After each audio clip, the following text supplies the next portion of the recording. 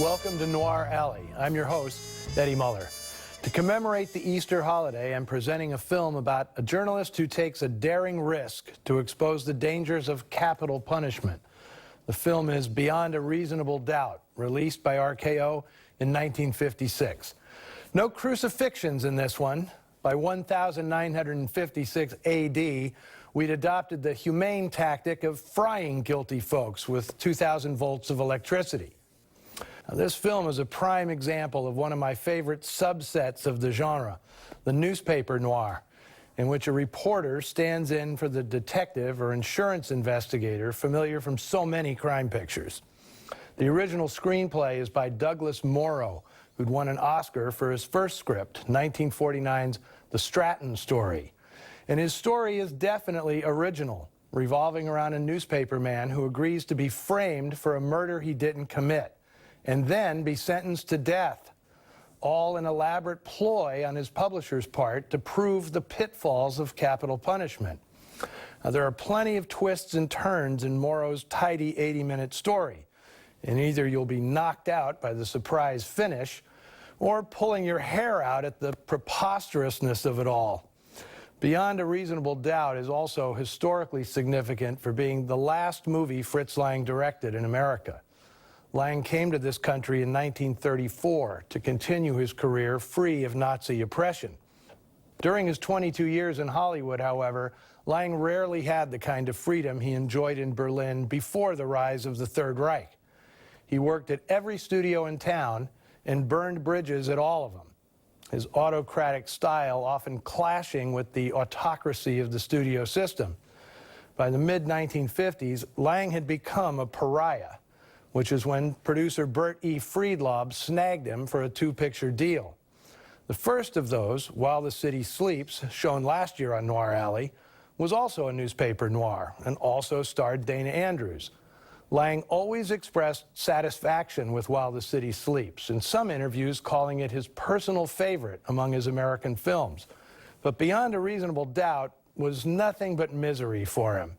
He hated Bert Friedlob, whom he considered a man of very poor taste. My own jury is out on that.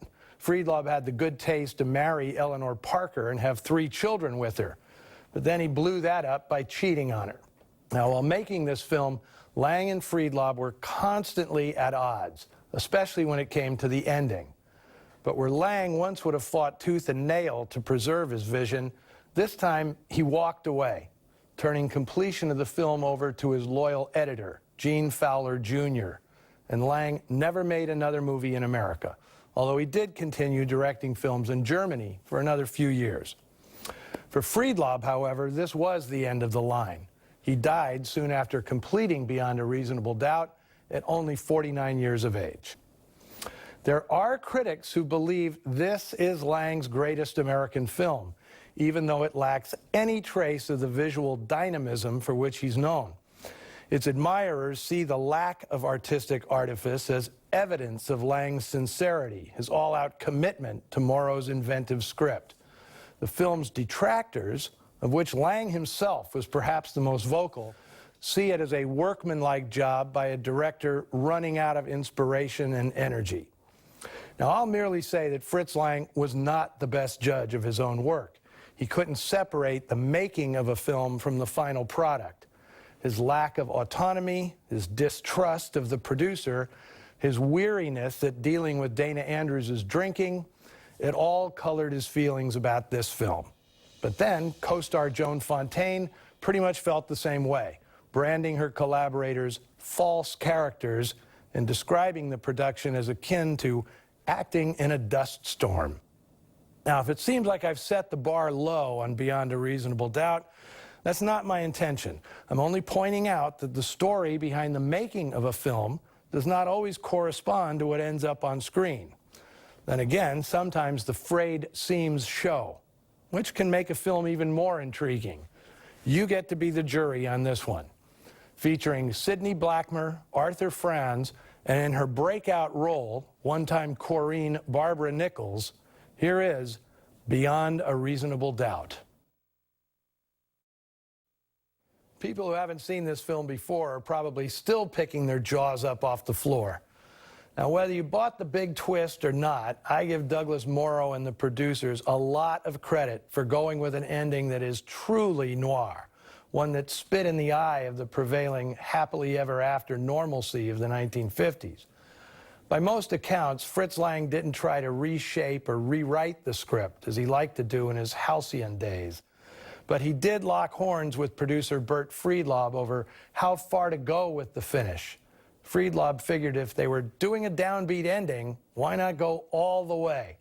He wanted to see the execution of Tom Garrett, full on.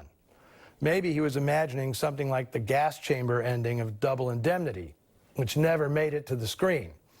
Whatever motivated Friedlob, it didn't matter to Lang. He refused to shoot it.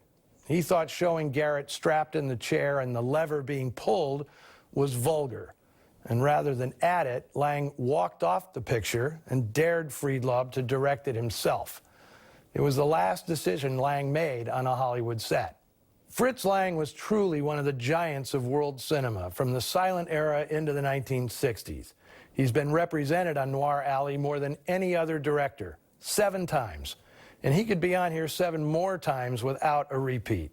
And in all those intros and outros, I've resisted mentioning a mysterious incident early in the director's life that could have derailed his momentous career.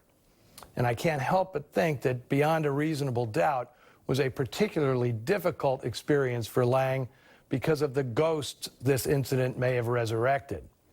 Like Tom Garrett, Lang had a first wife whose demise is the subject of much speculation. Her name was Lisa Rosenthal, and sometime in early 1921, she caught her husband having sex in their apartment with his new scriptwriter, Thea von Harbu. Minutes later, Lisa Rosenthal was dead of a bullet to the chest fired by Fritz Lang's gun. As there were no witnesses beyond Lang and von Harbu, the authorities chose to believe their story that Lisa Rosenthal committed suicide, despite suspicions that the lovers had waited almost an hour before notifying the police. It was an incident Lang tried to bury once he came to America. But given the subject matter and the final twist of Beyond a Reasonable Doubt, it's hard not to imagine the incident preying on his mind during the making of what turned out to be his last Hollywood project. As for Dana Andrews, by this point his alcoholism was an open secret in Hollywood. In fact, his 2 1956 films with Fritz Lang are a public record of that drinking problem becoming evident. Stories about making this film seem to always revolve around Andrews' monumental hangovers, which forced late starts almost daily. Now, considering all that, Andrews gives a heroic performance. Booze or not, he was a consummate film actor. He could get more out of a sidelong glance than most actors got out of a half-page soliloquy.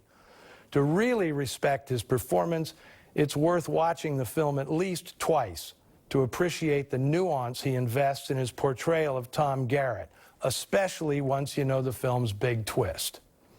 And speaking of twists, how about Barbara Nichols, one of the great twists of the 1950s, who had her breakout role in this film as ill-fated burlesque dancer Dolly Moore.